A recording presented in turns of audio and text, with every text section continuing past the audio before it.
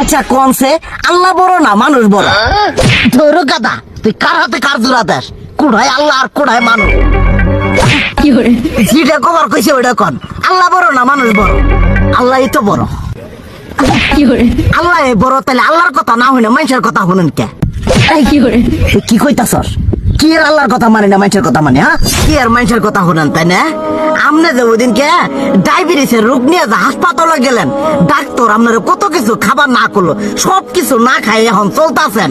তাহলে আল্লাহ যে আপনারে কইছে যে হারাম খাবার না, সুদ খাবার না, কই আপনি তো কাম কাজ বাদ দিয়ে এলাকার মধ্যে টাকা পয়সা না গায়ে খালি ওইলে দিয়েই খান, নিজেরা টেও হালাল ভাবে কামাই করেন না, ওই সুদ তো না করে টাকা করে লাভ আহে ওইলে দিয়ে দিয়ে চলেন আর পেটা বড় বানাইছেন। শুনেন একটা কথা কই, হারামের কোনোদিন আরাম নাই।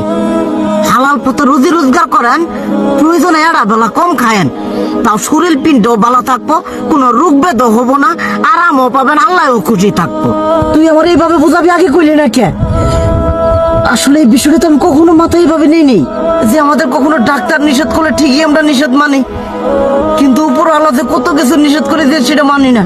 আর এই যে হারাম পথে টিয়া পয়সা কামাই করতেছেন, শরীরের মধ্যে দুনিয়া রোগ বেত হয়েছে, দেখা যাইতেছে যা টিয়া হারাম পথে কামাই করতেছেন তার তো বেশি টিয়া মনে করেন জ্বলে যাইতেছে গা বেশি। আজকের পর থেকে আমি আর এই হারাম সুদ খামো না, আমি হালাল পথে চলবো, হালাল টাকা পয়সা ইনকাম করবো। এতে করে যদি একবেলা কমও খাইতে হয় তবুও খামো, তবু আমি আর এই হারাম পথে চলবো না।